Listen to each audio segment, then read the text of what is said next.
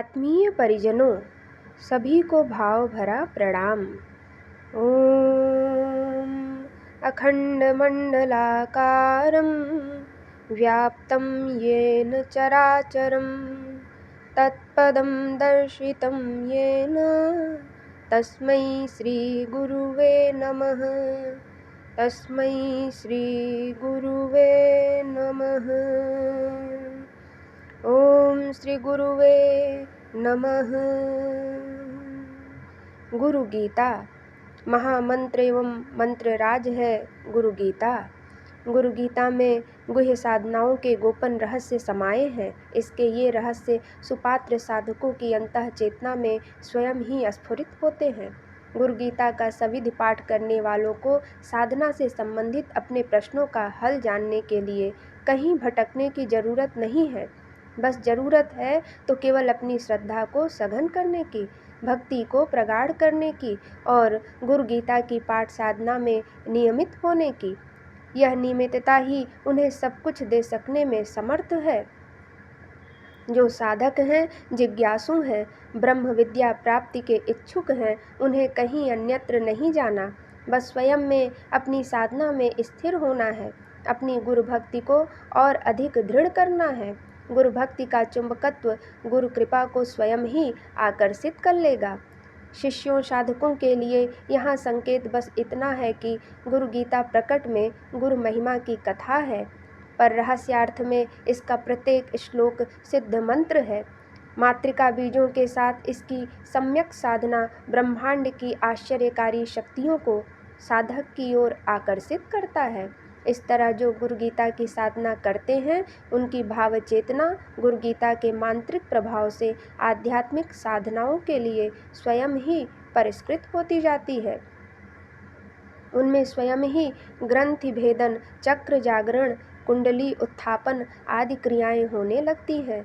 योग के तत्व रहस्य उनके अस्तित्व में स्वयं ही प्रकट होने लगते हैं और अंत में प्राप्त होती है तत्व दृष्टि, जो समाधि की दुर्लभ अनुभूति है।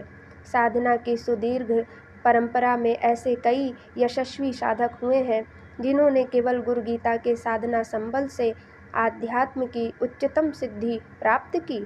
समर्थ साधकों का यह अनुभव इस गुरु भक्ति कथा के पिछले क्रम में अनेक स्थानों पर प्रकट हुआ है। भगवान सदाशिव ने माता हिमवान सुता को अनगिन विधियों से ये रहस्य बताए हैं।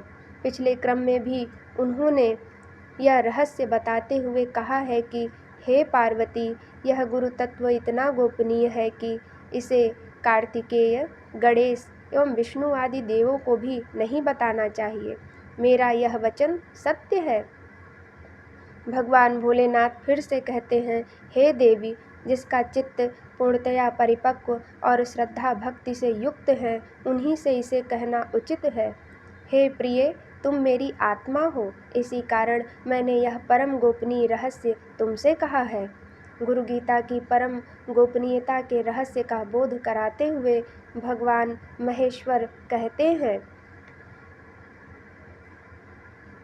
अभक्ते वंचके धूर्ते पाखंडे नास्तिके नरे मनसा अपि न वक्तव्या गुरु गीता कदाचन।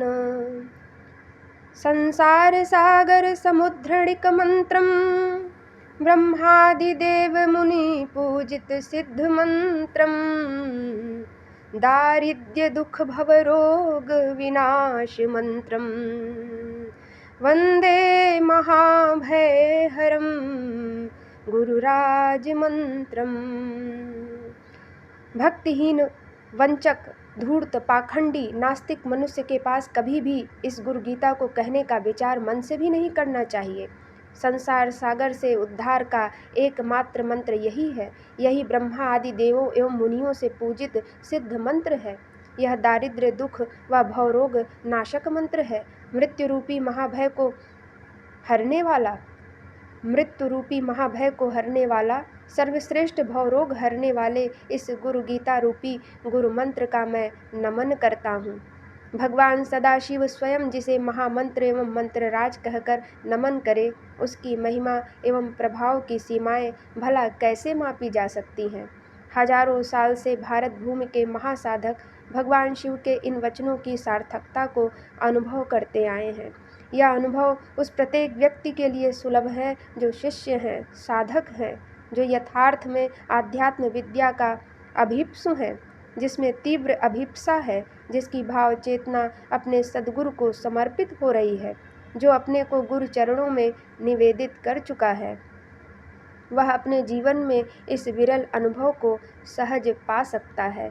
कुछ ऐसा ही सहज अनुभव कश्मीर की महायोगिनी नागगंधा के जीवन में घटित हुआ था। नागगंधा अपने प्रारंभिक जीवन में सामान्य बालिका थी। जैसा कि अन्य बालिकाओं के जीवन में होता है, उनका भी विवाह हो गया।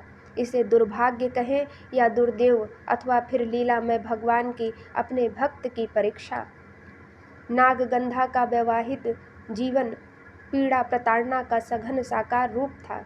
गृह कार्य, इसी के साथ अपने पारिवारिक जनों द्वारा दी जाने वाली पीड़ा, यह सब कुछ असहनीय था। भोली बालिका नागगंधा की भावनाएं रोज तार तार होती थी।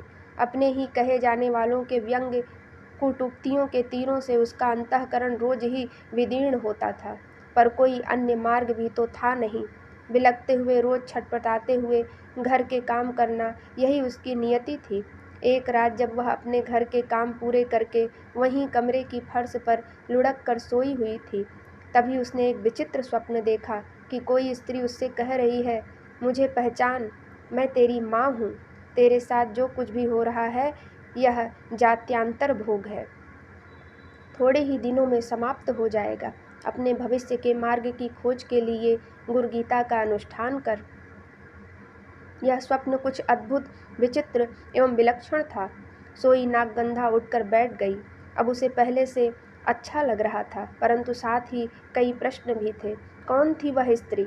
फिर यह गुरुगीता क्या है? इसका अनुष्ठान कैसे होता है? इन प्रश्नों की चुभन के लिए वह अपने रोज के कामों में लग गई।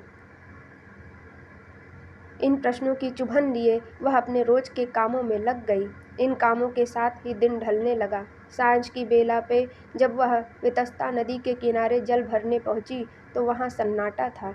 अभी उसने जल का कलश भरा ही था कि एक वृद्ध ब्राह्मण ने उसे टोका। इस अपरिचित आवाज से वह पहले तो हैरान हुई, लेकिन बाद में वाणी में सुने स्नेह ने उसे आश्वस्त किया। वृद्ध ब्राह्मण कह रहे थे, पुत्री, मैं वैष्णवी माता के निर्देश से तुम्हारे पास आया हूँ। तुम्हारे लिए यह गुरु गीता की पुस्तक है। इस पुस्तक को देते हुए उन्होंने इसकी पाठ विधि एवं अनुष्ठान प्रक्रिया समझा दी। ये वृद्ध ब्राह्मण निश्चित ही कोई विशिष्ट एवं सिद्ध साधक थे, क्योंकि इनके प्रभाव से नागगंधा के अंतस में नए प्रकाश की किरणें बरस गईं। उसके जीवन में यह परिवर्तन का पहला पग था। जैसे तैसे उसने अनुष्ठान की प्रक्रिया प्रारंभ की। बड़ा मुश्किल था उसके लिए समय निकालना, फिर भी जैसे तैसे यह संभव हुआ। उसका आहत छत विछत मन अपने अदृश्य गुरु को पुकारने लगा। तड़प त्वरा को बढ़ा देती है। जिसमें जितनी विकलता, तड़प एवं पीड़ा है, वह उतना ही शीघ्र अपने भगवान को पा लेता है। नागगंधा अपने अपरिचित सद्गुरु का आवाहन गुरु गीता के महामंत्रों से कर रही थी। दिन बीतते गए और साथ ही आवाहन के स्वर भी गहरे होते गए। परिस्थितियों की जटिलता से अब उसकी मन स्थिति मुक्त होने लगी। एक दिन स्वप्न में उसने अपने गुरुदेव को देखा। उसे लगा कि उसे उसकी आत्मा के पिता मिल गए हैं। इस स्वप्न से वह ज्यों ही जगी तो देखा कि वे स्वप्न पुरुष प्रत्यक्ष में उसके सामने खड़े हैं। उन दिव्य परम ऋषि को सामने पाकर वह विभोर हो गई। उन्होंने उसे योग एवं तंत्र की कतिपय गहन क्रियाएं बताईं। इनके निरंतर अभ्यास ने उसे योग एवं तंत्र की विद्या में प्रवीण बना दिया। शनैः शनैः वह संसार के समस्त बंधन से मुक्त हो गई। पीड़ा के गर्भ से एक महासाधिका नागगंधा का जन्म हुआ। कालांतर में वह एक ही तत्व का उपदेश देती थी, गुरु को पुकारो। वे सर्वसमर्थ अपने शिष्य को अनायास ही सब कुछ दे देते हैं। यह पुकार हम सभी के अंतस में जगे, तभी हमारा शिष्यत्व सार्थक हो सकता है। गुरु गीता के महामंत्र हम सभी की चेतना में संजीवनी की भांति घुले तो समस्त सिद्धियां सुलभ हो सकेगी। जय जय श्री स्कंद पुराणे उत्तरखंडे ईश्वर पार्वती संवादे गुरु गीता संपूर्णम्।